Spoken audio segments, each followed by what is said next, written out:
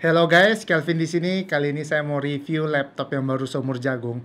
Mungkin baru 1 minggu semenjak laptop ini resmi diumumkan ya, yaitu Asus ROG Strix G15. Dan untuk SKU yang masuk ke Indonesia itu cukup banyak ya. Untuk laptop ini itu laptop baru, SKU-nya itu cukup banyak. Kalau saya sebutin satu persatu itu nanti aku capek ngomongnya. Jadi saya kasih kalian lihat tuh di sini ya.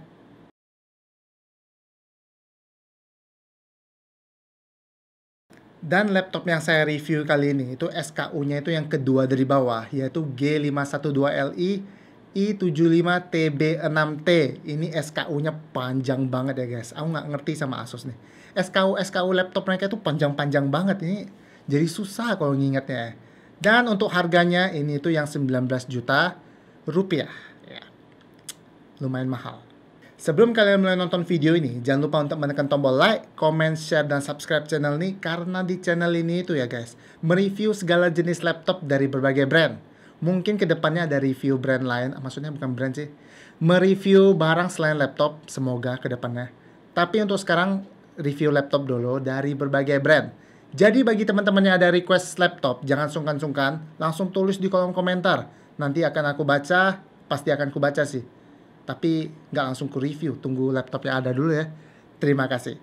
Oke, jadi kita bahas dulu desain dari laptop ini ya. Saya nggak ngerti sama desainnya Asus, soalnya model laptopnya tuh mirip-mirip guys. Maksud saya mirip-mirip itu, ini kan Strix G ya, sama Strix Car itu sama Strix Hero itu sama guys. Jadi modelnya ini dari kasta terendah sampai kasta tertinggi ini kayaknya sama ya untuk Strix-nya. Jadi banjir gitu. Cuman bedanya sama Strix Car ya, ini logo ROG-nya tuh nggak bisa nyala, cuman efek cermin doang. Dan kalau misalnya di Strix Car itu kan ada keystone ya, di sini tuh nggak ada keystone, cuman ditulis Strix doang. Kemudian untuk di touchpad-nya ini nggak ada virtual numpad, jadi cuman touchpad doang, nggak ada virtual numpad ya. Nggak buruk sih sebenarnya, justru untuk laptop ini tuh jadi bagus ya, karena memakai desain laptop Asus yang high-end, yang harganya tuh lebih mahal. Jadi dengan harga yang lebih murah tapi kalian mendapatkan body yang lebih mahal. Bisa dibilang begitulah. Dan untuk bahannya sendiri ini masih full plastik ya di laptop ini ya. Tidak ada bahan aluminium atau metalnya sama sekali. Kemudian untuk keyboardnya ini baru single zone RGB yang warnanya itu bisa diatur dari aplikasi Armoury Crate. Untuk ketahanan dari laptop ini ya guys, ini cukup bagus. Walaupun terbuat dari plastik ya, ini masih kokoh banget. Untuk frame keyboardnya ini masih kokoh, walaupun saya tekan-tekan ini tidak ada pergerakan dan tidak ada bunyi yang aneh-aneh. Kemudian untuk flex layarnya ini, walaupun saya goyang-goyangin, memang ada flexnya sedikit, tapi nggak ada bunyi yang aneh-aneh. Masih kokoh lah, karena hinge-nya juga ini bagus ya. Disembunyikan di dalam laptop, jadi nggak nampak dari luar. Dan untuk dimensi laptop ini guys, ini panjangnya 36 cm kali lebarnya itu 27,5 cm. Untuk beratnya sendiri ini 2,39 kilo.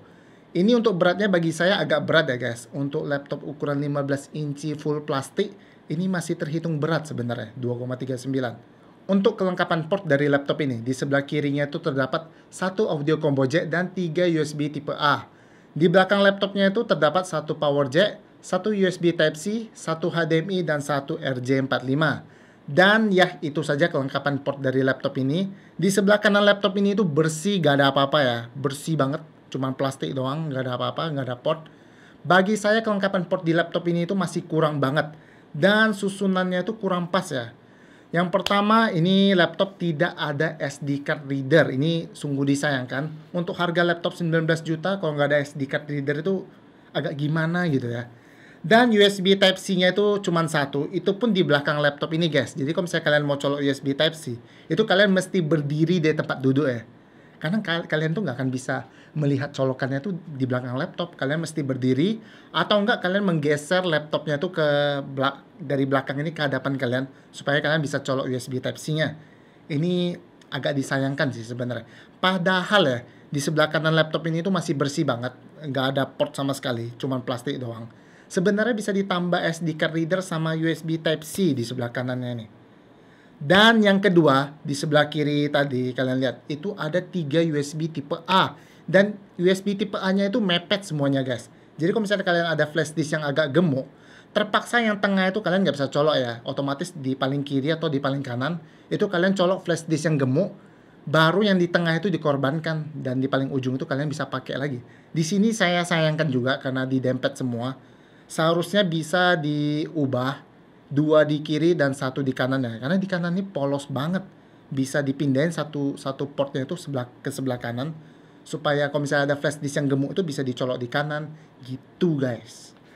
Dan untuk layarnya sendiri ini memakai layar IPS dengan ukuran 15,6 inci. Sudah Full HD dan refresh rate-nya ini cukup oke ya, 144 Hz. Kemudian untuk baterainya sendiri ini cuma sebesar 48 watt hour dan chargernya itu hanya sebesar 150 watt. Bagi saya guys, untuk baterai dan chargernya ini cukup kecil ya. Apalagi untuk laptop ukuran ROG ini harusnya baterainya itu bisa lebih besar sedikit dan chargernya itu bisa lebih besar sedikit ya. Ini ROG tapi pakai chargernya Asus TUF 150 watt guys. Kacau ya. Untuk speakernya guys, ini ada dua, kiri dan kanan laptop ini. Dan untuk wattnya itu cuman sebesar 1,5 watt. Ini agak mengecewakan sebenarnya. Laptop harga 19 juta dan dengan embel-embel ROG, ini wattnya itu cuman 1,5 watt. Masa kalah sama Asus TUF ya guys? Asus TUF aja 2 watt, ini 1,5 watt. Dan untuk contoh suara speakernya seperti ini kira-kira.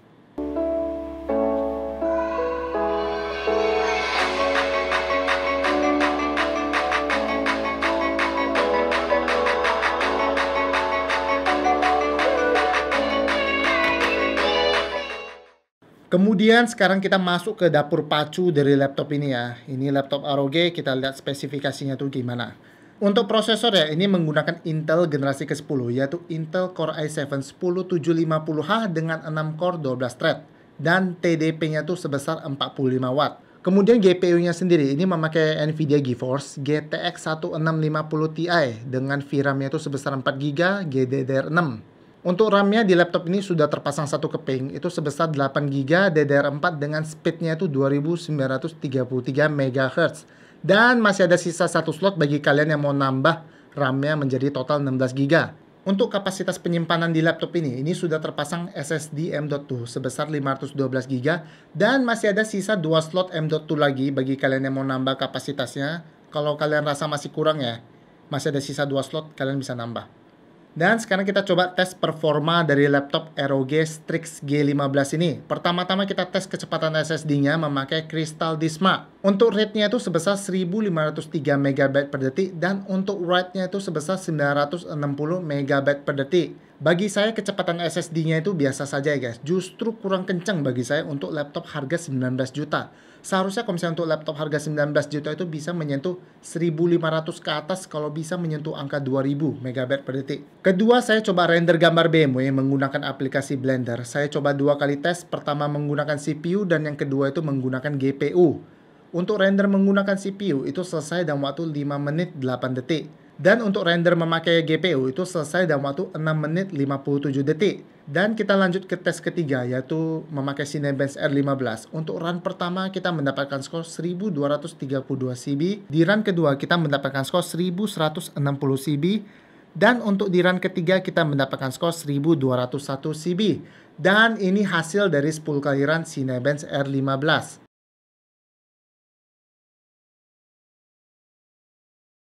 Lanjut di tes berikutnya memakai Cinebench R20. Di run pertama itu kita mendapatkan skor 2855 PT. Di run kedua kita mendapatkan skor 2805 PT. Dan di run ketiga kita mendapatkan skor 2773 PT.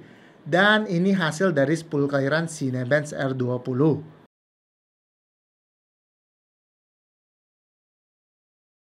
Lanjut di tes kelima sampai ketujuh. Di sini saya menggunakan aplikasi 3D Mark. Pertama-tama kita tes benchmark menggunakan SkyDriver. Di SkyDriver ini kita mendapatkan skor 26.290. Ini skornya standar ya guys, nggak tinggi-tinggi amat, tapi juga nggak jelek. Standar ya. Kemudian lanjut kita coba benchmark menggunakan Firestrike. Di Firestrike ini kita mendapatkan skor 9.642 dan di benchmark Firestrike ini tadi sudah mulai ngelek dan skornya itu nggak tinggi-tinggi amat ya, di bawah standar. Kemudian kita tes di benchmark berikutnya, yaitu ada Time Spy. Ini merupakan benchmark terakhir dan yang terberat ya, yang terberat. Karena Time Spy ini khusus untuk laptop atau PC gaming yang speknya itu tinggi. Dan di time spy ini kita mendapatkan skor 4008. Ini rendah ya guys, karena memang laptop ini itu GPU-nya itu bukan yang high end, jadinya skornya itu rendah. Dan pada saat run benchmark-nya itu super ngelek banget ya, begitu. Kemudian sekarang kita coba tes main game di laptop ROG ini. Semua setting grafik di gamenya itu saya set ke high semua supaya merata. Di game pertama itu ada game Dota 2, FPS terendahnya itu adalah 59, FPS tertingginya itu adalah 144, dan rata-rata FPS-nya itu adalah 73. Untuk suhu GPU-nya itu di 70 derajat, untuk suhu CPU-nya itu di 78 derajat. Lanjut di game berikutnya itu ada Resident Evil 3, FPS terendahnya itu 72, FPS tertingginya itu 134, untuk rata-ratanya itu 93. Untuk suhu GPU-nya ini berada di 71 derajat, untuk suhu CPU-nya ini berada di 80 derajat. Kemudian di game berikutnya ada game PUBG, FPS terendahnya itu berada di 48, FPS tertingginya itu berada di 108, dan untuk rata-ratanya berada di 63. Untuk suhu GPU-nya itu berada di suhu 73 derajat, untuk suhu CPU-nya itu berada di suhu 85 derajat. Kemudian kita tes di game keempat. Di game keempat ini saya memilih game Need for Speed Heat. FPS terendahnya itu di 28, FPS tertingginya itu di 59, dan untuk rata-rata FPS itu berada di 46. Untuk suhu GPU-nya sendiri ini berada di 75 derajat. Untuk suhu CPU-nya ini berada di 90 derajat. Pada saat saya main game Need for Speed Heat, suhu CPU-nya itu menyentuh di angka 90 derajat. Tapi pada saat saya pakai laptop ini main game, ini belum terasa panas guys. Walaupun suhu CPU-nya itu berada di 90, ini laptop ini belum terasa panas. Ini cooling laptop ini benar-benar bagus banget. Kemudian kesimpulan saya tentang laptop ini. Pertama kita bahas sisi bagusnya dulu ya. Menurut saya desain laptop ini tuh bagus karena memakai desain laptop Asus yang high end, dimana line up high endnya itu Strix Scar ya. Di jajaran Strix Scar yang tertinggi itu memakai desain yang sama dengan Strix G ini.